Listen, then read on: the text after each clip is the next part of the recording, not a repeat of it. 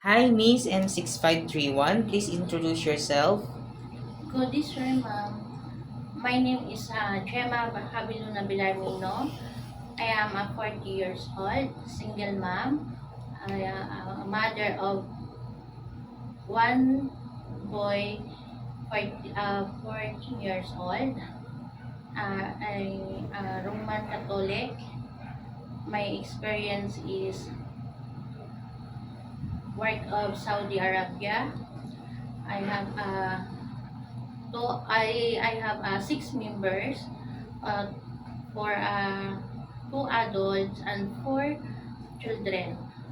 Uh, each of three boys, 18, 14, and 6 years old, and a girl is 12 years old. I have an experience in the Philippines, 2 years contract. Um, the four members of family, two adults and two children. The boy is 6 years old and girl 3 years old.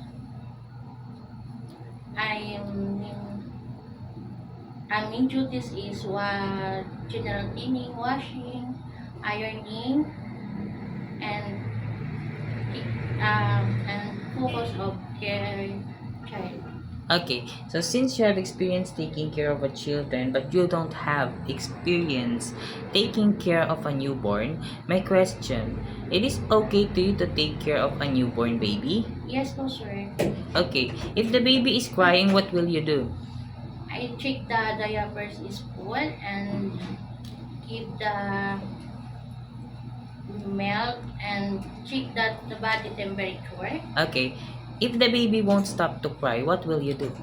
I call the madam and I told you that I stop the crying the babies. Okay, do you have an idea how to prepare Chinese food? No po, sir, but willing to learn, sir. Okay, if your employer prepared food that you are not familiar, it is okay to you to eat the food that they provide? Yes, sir. Okay, what is your motivation to work abroad?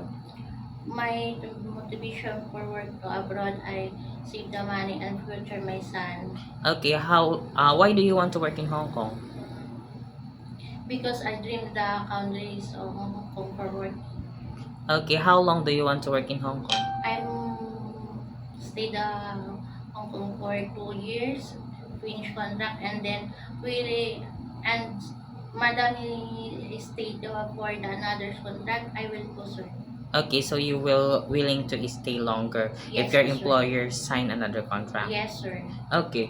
Um it is okay to you to cut your hair into short. Yes, How about sharing jobs as a helper? yes, po, sir. It is okay to you to work or to take care of elderly and pets. Yes, sir. How about learning their language if one of your employer doesn't know how to speak English? Yes, sir. Okay, my last question is, what will be your message for your future employer? My future the employers, please hire me. The responsibility, responsible and respectfully and truthfully, sir. Thank you. Okay, can you promise also to take good care of their children and their family as your own? Yes, po, sir. I will take the family Okay, care of. how about respect their family? Yes, po, sir. I will respect. Okay, thank you so much, Miss Gemma. Thank you, po, sir. Bye. Okay, bye.